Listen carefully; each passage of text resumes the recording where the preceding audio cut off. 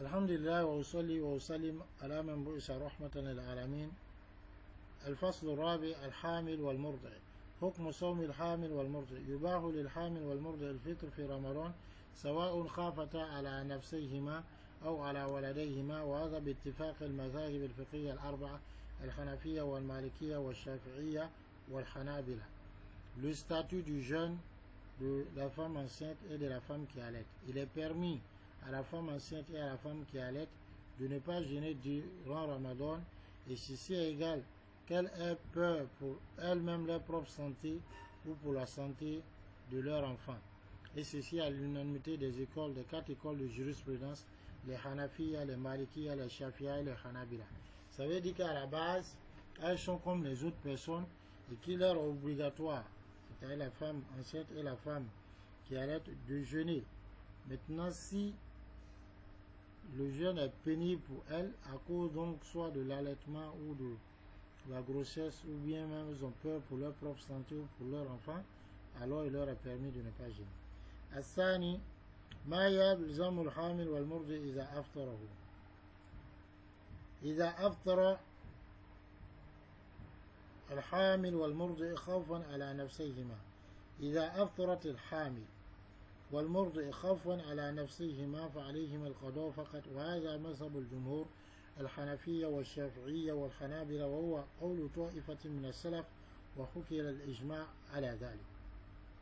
Lorsque la femme enceinte et la femme qui allait ont rompu, elles ne gênent pas parce qu'elles ont peur pour elles-mêmes, leur propre personne, leur santé par exemple. Celle-là, il est obligatoire de rembourser seulement le nombre de jours de jeûne manqués, et ceci est l'avis de la plupart des savants parmi les Hanafiya, les Shafi'a et les Hanabila, et c'est la parole de la plupart des salafs et d'un groupe parmi les salafs. C'est la parole d'un groupe parmi les pieux prédécesseurs, et il y a eu l'unanimité prononcée là-dessus. إذا أفطرت الحامل والمرضع خوفا على ولديهما. إذا أفطرت الحامل أو المرضع خوفا على ولديهما فعليهما القضاء ولا فدية عليهما، وهو مذهب الحنفية، وهو قول طائفة من السلف، واختاره ابن منذر وابن باز وابن عثيمين.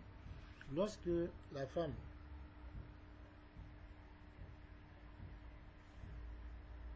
enceinte ou bien la femme qui allait n'a pas jeûné, elle a rompu parce qu'elle a peur pour la santé de son enfant, ou bien de peur que cela ne porte préjudice à l'enfant, pour ça seulement elle n'a pas jeûné. Quand elle doit rembourser, elle rembourse seulement le nombre de jours manqués, et elle n'a pas de compensation à faire. Et ceci est le mazhab de Hanafiya, une parole d'un groupe parmi les salafs, et c'est cet avis qu'Ibn Munzir a choisi, Ibn Baz et Ibn Usaymin. On dit cela parce qu'il y a un groupe de savants qui trouve que dans ce cas, elle rembourse et puis elle donne la compensation encore. Mais nous on dit non, elle rembourse seulement. Asbabun al-Fasl al-Khamis, le chapitre 5. Asbabun ukhra mubiha lil-fitr. D'autres causes qui permettent donc de ne pas jeûner. المهنة الشاقة. تقدم الكلام على هذه المسألة في حكم صوم أصحاب المهنة الشاقة في الفصل الثالث من الباب الأول. Donc les gens qui font des travaux très très difficiles et qui doivent jeûner, ceux-là, malgré cela, ils doivent jeûner.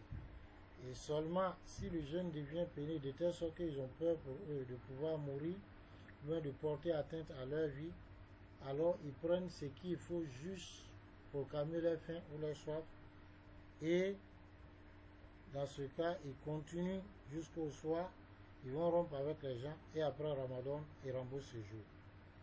Ça, c'est dans les cas d'extrême difficulté. Sinon, à la base, ils doivent jeûner sans rompre. On a déjà traité cette question. إرهاق الجوع والعطش.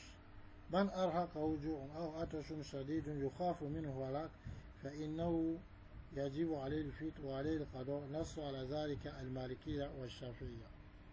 C'est-à-dire celui que la faim et la soif sont devenus tellement pénibles de telle sorte que il a peur que s'il n'a pas bu de l'eau ou bien s'il n'a pas mangé, il va mourir.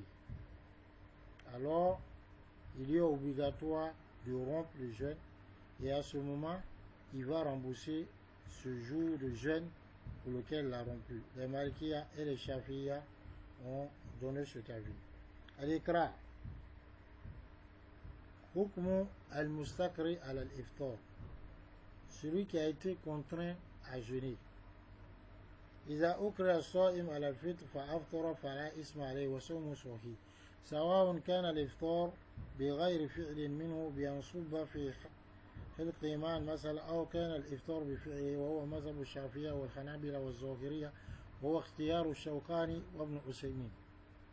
Si le jeûneur a été contraint à rompre le jeûne, il a été contraint et qu'il a rompu, il n'a pas de péché et son jeûne est valable. Et ceci est égal que la rupture se soit faite avec sans que ce soit lui-même qui ait rompu, c'est-à-dire on a pris par exemple de l'eau qu'on a mis dans sa gorge par exemple, ou alors ça a été fait de son propre chef, mais on l'a contraint. Soit on te dit on va te tuer si tu n'as pas rompu, ou bien des voleurs t'ont attrapé, t'ont forcé, ils ont mis la nourriture, bien l'eau dans ta bouche. Des cas de contrainte, son jeûne est valable et il n'a pas à rembourser. Et ceci est le mazhab des Shafi'iyya, des Hanabila, des Zohiriya, et c'est l'avis que Ash-Shawkani a choisi, de même Ibn Usaymin rahimahullah. Al-Jihadu fi sabilillah. يجوز الفطر للمجاهد في سبيل الله إذا دعت الحاجة إليه وذلك باتفاق المذاهب الفقهية الأربعة الحنفية والمالكية والشافعية والحنابلة. Celui qui est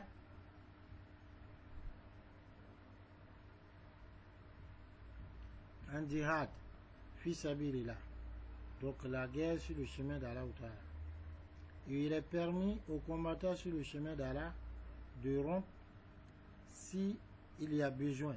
C'est-à-dire s'il a besoin donc de rompre et manger, avoir des forces pour pouvoir se renforcer et combattre sur le chemin d'Allah, cela lui est permis.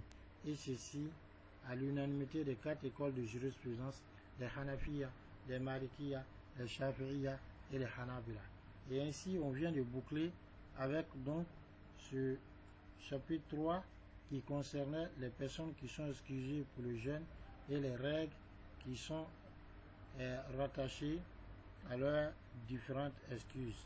Dans le chapitre prochain, on va voir donc ce qui annule le jeûne et ce que le jeûneur il est blâmable, ce que le jeûneur donc normalement ne doit pas faire, mais s'il fait il n'y a pas de mal et ce qui lui est permis.